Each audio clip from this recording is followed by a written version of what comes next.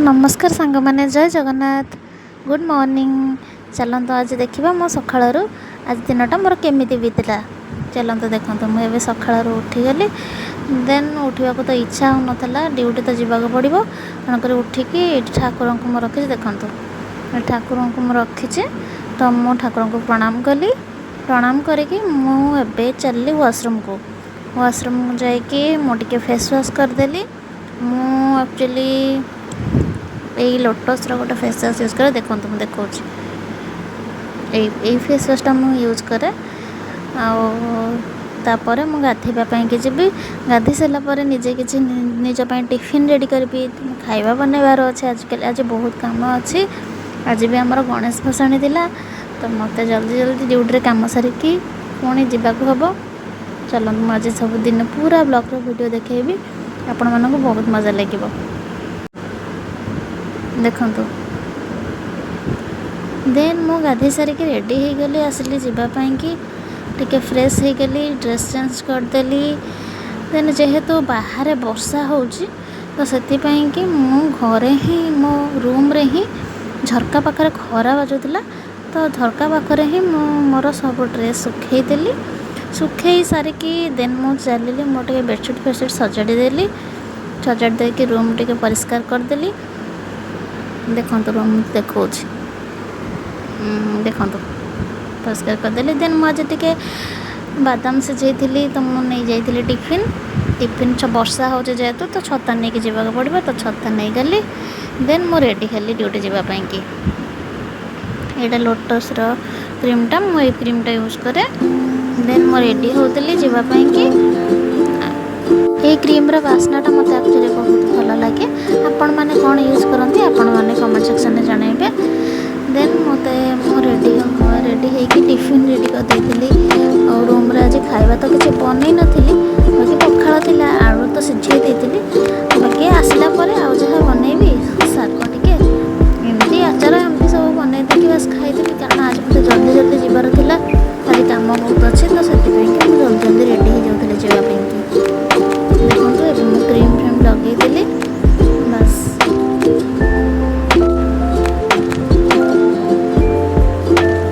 बस मैं बढ़िया देखा जाऊँ ना। तापर मुझे लिपस्टिक टे लगेदेवी लगे सारिकी रेडी हो वीडियोटा लास्ट पर्यंत देखो। आज पूरा दिन मोर केमती बीतला मुझे सेयार करी। देन यहाँ हूँ गोटे मेरून कलर लिपस्टिक मत लिपस्टिक एक्चुअली बहुत भल लगे सेटटा। देन मुझे लिपस्टिकटा टे लगेदेली लगे सारिकी यहाँ मामा हाथ छोट लिपस्टिक गोटे पिंक कलर लिपस्टिक मु कॉम्बिनेशन करके लगे। देन लगे सारिकी देखा देखो केम देखा जाऊँगी। मुझे काजलटा टे लगेदेली काजल लगेदेले मत टे मेकअप टे कम्प्लीट लगे तो मुझे काजल टे लगेदेली बस एमती सिंपल ही मु स्किन केयर कपर क्या करे आ बेसी किसी लगाए देखो। मुझे रेडी हो गली पूरा जावाई कि रेडी हो गली। देन मुझे चलिली मो ड्यूटी को। आज खरा होता खरा मझे मझे वर्षा भी होता ये देखो ये गार्डन बाट देकी मुझे जाए गार्डन में मत आज बहुत भल लगुला देखी देखी जावाई कि टाइम भी मोर आज थिला मुझे जल्दी जल्दी रेडी हो जाती जेहेतु मुझे रोसे करार नाला तो मुझे जल्दी जल्दी रेडी हो गली कहीं मत जल्दी ही ड्यूटी पहुँचिकी सब कम सारिकी पुणी जल्दी ही आसबार अच्छे जेहेतु आज गणेश भसाणी अच्छी तो से कि चलते देखते देखेबी एवं मुझे ड्यूटी पहुँचिकी पंचिंग देदेली। देन मु चलिली मो काम स्टार्ट करदेवा एक्चुअली आज बहुत बिजी थी मो कम देखो काम कर सारा बस किसी समय टाइम मिले ता भीतर आम मो फ्रेंड्स बसिकी टिफिन करूँ बस काम आम जल्दी जल्दी सारी देलु सारी देकी आम टे बस मजा करूँ बस ये कहते से लंका सब तो खाईदे कहीकि मजा करूँ। देन आम तार मोर टे टिफिन कलु टिफिन आज थिला मटर सिझा लेंबू लंका रुटी मु नहीं बिस्किट चाहा। देन आमको रानी दीदी गोटे पिठा देते से पिठाटा भी आम खाइलु बढ़िया टेस्ट लगुला। आज टिफिनटा भल था आज आमर बेसी किसी बनई पार नी बस एमती अल्प किसी नहीं जाइली। आज आम हस्पिटाल एमती ही थिला करेन्ट जाऊ था तो से अंधार हो जाए। देन मुझे बहुत लेट लंच करने गली लंच करने गला मत एक्चुअली बहुत जोर से भोक ଭାବିଥିଲି କିଛି ନା କିଛି ଆସିକି ବନେଇକି କରିକି ଖାଇବି, ହେଲେ ଆଉ ମୋତେ ପେସେନ୍ସ ନଥିଲା, ବହୁତ ଜୋରସେ ଭୋକ ହେଉଥିଲା। ଦେନ୍ ଭାତ ଆଳୁ ଚକଟା, ଆକ୍ଚୁଆଲି ମୁଁ ଜଲ୍ଦି ଖାଇକି ବାସନ ମାଜିବାର ଥିଲା ତ ମୁଁ ଜଲ୍ଦି ଖାଇଦେଲି। ଖାଇବାରେ ଆଜି ଥିଲା ଭାତ, ଆଳୁ ଚକଟା, ଶାଗ ଆଉ ହେଉଛି ଆଚାର, ବାସ୍ ଏତିକି ଟିକେ ଚକଟା ଚକଟି କରି ପିଆଜ ରସୁଣ କଞ୍ଚା ଲଙ୍କା ଦେଇ ଆଚାର ଟିକେ ଚକଟି ଦେଲି। ଦେନ୍ ଆଳୁ ମିକ୍ସଚର ପିଆଜ ସବୁ ପକାଇ ଚକଟି ଦେଲି। ଲାଷ୍ଟକୁ ଟିକେ ଭାତ ଗୋଳେଇ ଖାଇବାକୁ ମୋତେ ମଜା ଲାଗେ।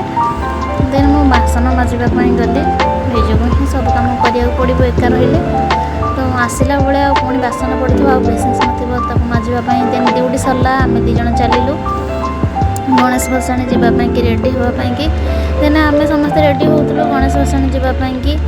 ଆମେ ସମସ୍ତେ ଅଟୋରେ ଗଲୁ। ରୋଜି ମୋ ସାଥିରେ ଆଜି ଯାଇପାରିନଥିଲା, ତ ତାକୁ ବି ଭଲ ଲାଗୁନଥିଲା, ମୋତେ ବି ଜମା ଭଲ ଲାଗୁନଥିଲା। ହେଲେ ବାଟରେ ଆମେ ଅଲଗା ପିଲାମାନଙ୍କ ସହିତ ଯାଇକି ବହୁତ ମଜାମସ୍ତି କଲୁ। ଦେନ୍ ପହଞ୍ଚିକି ଆମେ 2 ଜଣ ଯାକ ମିଶିଲୁ। ଏବେ ଦେଖନ୍ତୁ କେମିତି ରଙ୍ଗ ଲଗେଇଛି ବୋଲି ସେ ଦେଖୁଛି। ମୁଁ ଏବେ ଚାଲନ୍ତୁ ଦେଖେଇବି ଦେବୀଦ୍ୱାର। ଦେଖନ୍ତୁ ଏଇ ଜାଗାଟାକୁ ଆକ୍ଚୁଆଲି ମୁଁ ଫାର୍ଷ୍ଟ ଟାଇମ୍ ଆସିଥିଲି। ଏଇଟା ହେଉଛି ଗୋଟେ ନଈ ପାଖରେ ଗୋଟେ ସୁନ୍ଦର ଜାଗାଟିଏ, ମୋତେ ବହୁତ ଭଲ ଲାଗିଲା। କିଛି ସନ୍ଧ୍ୟା ଟାଇମ୍ ଥିଲା, ପବନ ଦେଉଥିଲା, ଛୋଟ ମନ୍ଦିରଟେ ବି ଅଛି।